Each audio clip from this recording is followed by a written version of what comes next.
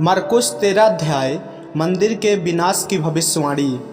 जब वह मंदिर से निकल रहा था तो उसके चेलों में से एक ने उससे कहा, हे गुरु, देख कैसे विशाल पत्थर और कैसे वैभव भवन है। यीशु ने उससे कहा, क्या तुम ये बड़े बड़े भवन देखते हो? यह पत्थर पर पत्थर भी बचा न रहेगा जो ढाया न जाए। संकट और कलेश। जब वह जैतून के पहाड़ पर मंदिर के सामने बैठा था तो पतरस और याकूब और यूहन्ना और अंद्रयास ने अलग जाकर उससे पूछा, हमें बता कि ये बातें कब होगी और जब ये सब बातें पूरी होने पर होगी उस समय का क्या चिन्ह होगा। यीशु उनसे कहने लगा, चौकस रहो कि कोई तुम्हें न भरमाए। बहुतेरे मेरे नाम से आकर कहेंगे, मैं वही हूँ, और बहुतों को भरमाएंगे। जब तुम लड़ाइयाँ और लड़ाइयों की चर्चा सुनो तो ना घबराना, क्योंकि इनका होना अवश्य है, परंतु उस समय अंत ना होगा। क्योंकि जाति पर जाति और राज पर राज चढ़ाई करेगा। हर कहीं भूकंप होंगे और अकाल पड़ेंगे, या तो पीड़ाओं का आरंभ ही होगा। परंतु तुम अपने विषय में चौकस रहो, क्योंकि लोग तुम्हें महासभाओं में सौंपेंगे और तुम पंचायतों में पीटे जाओगे और मेरे नाम के कारण हकीमों और राजाओं के आगे खड़े किए जाओगे ताकि उनके लिए गवाही हो। पर अवश्य है कि पहले सुसमाचार सब जातियों में प्रचार किया जाए। जब वे तुम्हें ले जाकर सौंपेंगे तो पहले से चिंता न करना कि हम क्या कहेंगे, पर जो कुछ तुम्हें उसी घड़ी बताया जाए वही कहना, क्योंकि बोलने वाले तुम नहीं हो परंतु पवित्र आत्मा है। भाई भाई को और पिता पुत्र को घात के लिए सौंपेंगे और बच्चे माता पिता के विरोध में उठकर उन्हें मरवा डालेंगे।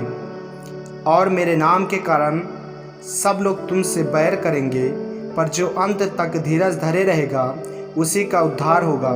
महासंकट काल। जब तुम उस उजड़ने वाली घृणित वस्तु को जहाँ उचित नहीं वहाँ खड़ी देखो, पढ़ने वाला समझ ले, तब जो यहूदियों में हो वे पहाड़ों पर भाग जाए, जो छत पर हो वह अपने घर से कुछ लेने को नीचे न उतरे और न भीतर जाए, और जो खेत में हो वह अपना कपड़ा लेने के लिए पीछे न लौटे। उन दिनों में जो गर्भवती और दूध पिलाती होंगी उनके लिए हाय हाय, और प्रार्थना किया करो कि यह जाड़े में न हो, क्योंकि वे दिन ऐसे कलेश के होंगे कि सृष्टि के आरंभ से जो परमेश्वर ने सिरजी है अब तक ना हो तो हुई और ना फिर कभी होंगे। यदि प्रभु उन दिनों को न घटाता तो कोई प्राणी भी ना बचता, परंतु उन चुने हुओं के कारण जिनको उसने चुना है उन दिनों को घटाया।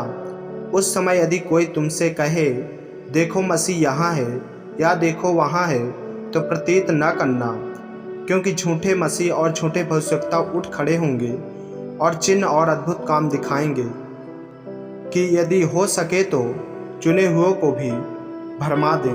पर तुम चौकस रहो, देखो मैंने तुम्हें सब बातें पहले ही से बता दी है। मनुष्य के पुत्र का पुनरागमन। उन दिनों में उस कलेश के बाद सूरज अंधेरा हो जाएगा और चांद प्रकाश न देगा, और आकाश से तारागण गिरने लगेंगे और आकाश की शक्तियाँ हिलाई जाएंगी। तब लोग मनुष्य के पुत्र को बड़ी सामर्थ और महिमा के साथ बादलों में आते देखेंगे। उस समय वह अपने दूतों को भेजकर पृथ्वी के इस छोर से आकाश के उस छोर तक चारों दिशाओं से अपने चुने हुए लोगों को इकट्ठा करेगा। अंजीर के पेड़ का उदाहरण। अंजीर के पेड़ से यह दृष्टांत सीखो, जब उसकी डाली कोमल हो जाती और पत्ते निकलने लगते हैं तो तुम जान लेते हो कि ग्रीष्म काल निकट है। इसी प्रकार जब तुम इन बातों को होते देखो तो जान लो कि वह निकट है, वरन द्वार ही पर है। मैं तुमसे सच सच कहता हूँ कि जब तक ये सब बातें न हो लेंगी तब तक ये लोग जाते न रहेंगे। आकाश और पृथ्वी टल जाएंगे, परंतु मेरी बातें कभी न टलेंगी। जागते रहो, उस दिन या उस घड़ी के विषय में कोई नहीं जानता, न स्वर्ग के दूत और न पुत्र, परंतु केवल पिता। देखो, जागते और प्रार्थना करते रहो, क्योंकि तुम नहीं जानते कि वह समय कब आएगा। यह उस मनुष्य की सी दशा है जो परदेश जाते समय अपना घर छोड़ जाए और अपने दासों को अधिकार दे और हर एक को उसका काम बता दे और द्वारपाल को जागते रहने की आज्ञा दे।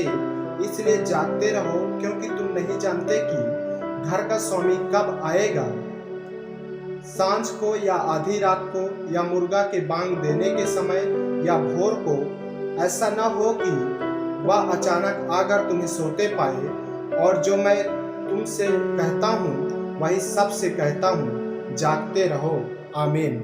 मेरे प्रियो, यदि आप इस चैनल पर नए हैं, यदि आपने अभी तक हमारे चैनल को सब्सक्राइब नहीं किया है तो हमारे चैनल को सब्सक्राइब करें और बेल आइकन के बटन को दबाएं ताकि वीडियो रेडियो रोजाना आप तक पहुंच सके। जय मसीह की। प्रभु आपको आशीष दे।